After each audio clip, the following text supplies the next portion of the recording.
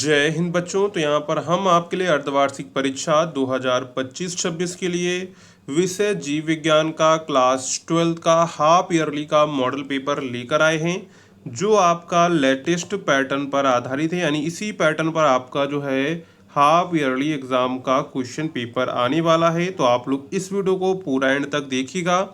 अगर आपको ये वीडियो पसंद आती है तो वीडियो को लाइक एंड जो है चैनल को सब्सक्राइब करना मत भूलिएगा। ऐसी वीडियोस आपको इस चैनल पर मिल जाएंगी। तो चलिए एक एक करके हम लोग सभी क्वेश्चंस को कवर करेंगे। तो सबसे पहले यहाँ पर हमको 4 ऑब्जेक्टिव क्वेश्चंस दिए जाते हैं, जो आपको अपनी कॉपी पर लिखने होते हैं। इसके बाद आपको रिटन क्वेश्चंस के आंसर करने होते हैं। तो सबसे पहले हम लोग यहाँ पर जो सही विकल्पों के प्रश्नों के उत्तर हैं उनको देखेंगे। इसके बाद हम लोग जो है रिटन क्वेश्चंस की ओर चलेंगे। तो यहाँ पर हमारा पहला क्वेश्चन है, निम्न में से कौन सा जीवाणु जनित रोग है। ऑप्शंस दिए गए थे पोलियो, पायरिया, अतिसार, हाथी पाओ। तो इन ऑप्शंस के अकॉर्डिंग अगर हम लोग देखें तो हमारा यहाँ पर सबसे राइट आंसर बैठेगा अतिसार। क्या बैठेगा? अतिसार बैठेगा। तो राइट आंसर यहाँ पर आपका हो जाएगा थर्ड वाला अतिसार। इसके बाद है, गर्भ के शिशु का लिंग निर्धारण किस आधार पर होता है। ऑप्शंस यहाँ पर आपके दिए गए थे, माता के गुणसूत्रों के द्वारा, माता पिता के रक्त समूह के द्वारा, पिता के गुणसूत्रों के द्वारा, माता पिता दोनों के गुणसूत्रों के द्वारा। तो यहाँ पर राइट आंसर क्या हो जाएगा? तो राइट आंसर हो जाएगा पिता के गुणसूत्रों के द्वारा। ऑप्शन थर्ड यहाँ पर आपका जो है करेक्ट हो जाएगा। ठीक है। इसके बाद है, पेनिसिलिन की खोज किसने की थी। तो पेनिसिलिन की खोज किसने की थी? ऑप्शन दिए गए थे, वीजमान ने, स्मिथ ने, फ्लेमिंग ने, कोई नहीं। तो यहाँ पर जो पेनिसिलिन की खोज की थी वो की थी फ्लेमिंग ने। किसने की थी? फ्लेमिंग ने की थी। तो यहाँ पर राइट आंसर ऑप्शन थर्ड आपका जो है करेक्ट हो जाएगा। ठीक है। इसके बाद है, वंशागति की इकाई है।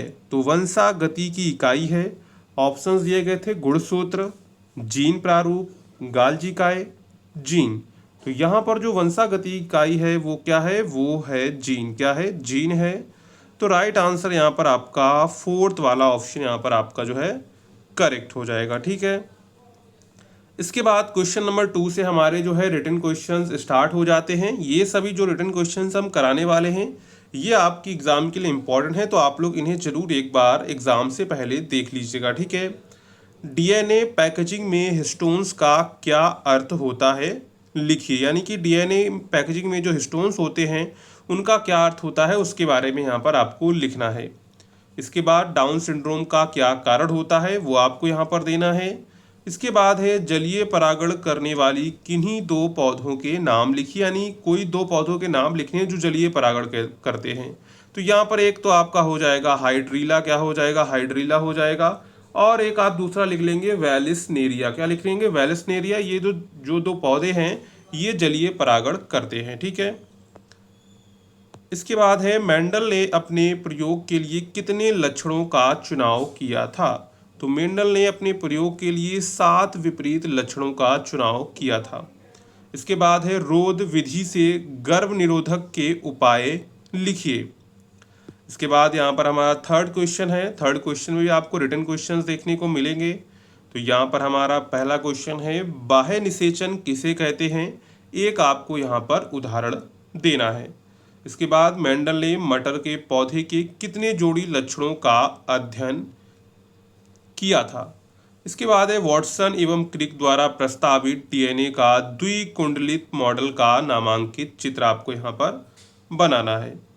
इसके बाद है, आनुवांशिक रोग क्या है। मनुष्य में इसके रोग के 2 उदाहरण लिखिए। इसी में इंग्या है, मलेरिया रोग के लक्षण लिखिए।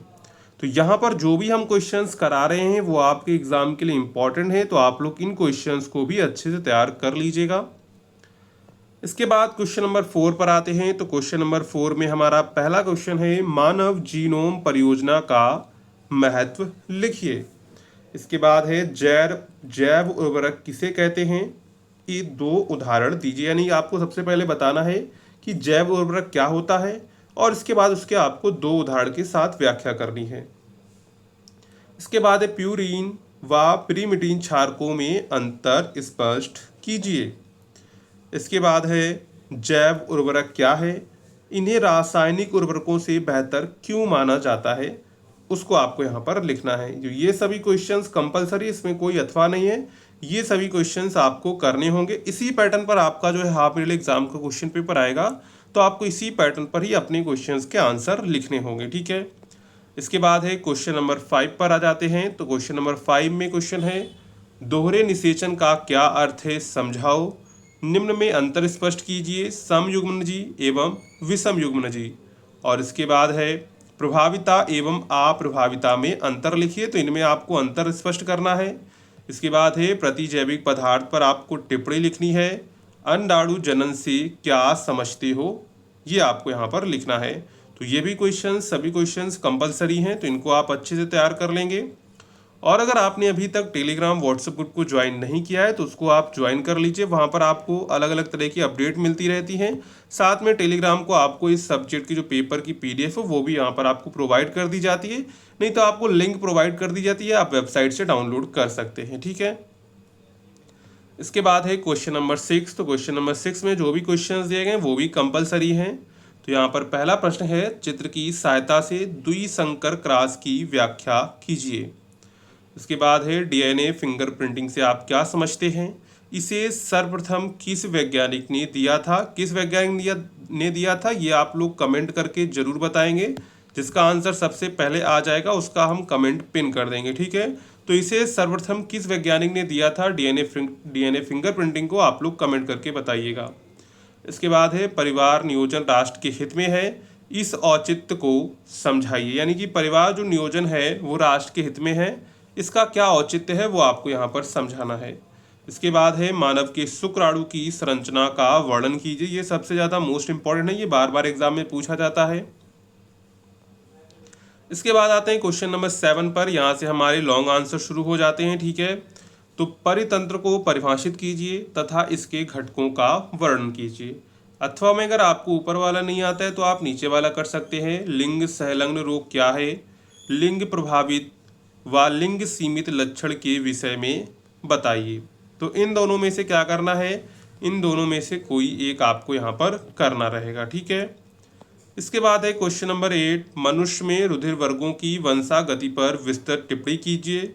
अथवा गर्भ निरोधक किसे कहते हैं, स्त्रियों द्वारा प्रयोग किए जा सकने वाले गर्भ निरोधकों पर टिप्पणी कीजिए। तो यहाँ पर इन दोनों में से भी आपको कोई एक करना रहेगा, ठीक है। इसके बाद है क्वेश्चन नंबर 9। तो क्वेश्चन नंबर 9 देखो यहाँ पर क्या कह रहा है, प्रोटीन संश्लेषण में भाग लेने वाले विभिन्न प्रकार के RNA अणुओं का वर्णन की। यानी कि आपका mRNA, tRNA, ये सब RNA होते हैं, RNA के प्रकार होते हैं, तो उनके अणुओं का आपको यहाँ पर वर्णन करना है।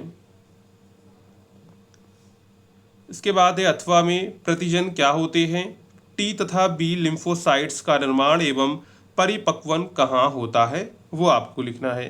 तो यहाँ पर इन दोनों में से कोई एक आप यहाँ पे कर सकते हैं, ठीक है। तो ये आपका जो है क्लास 12 का बायोलॉजी का हाफ ईयरली क्वेश्चन पेपर हो जाता है।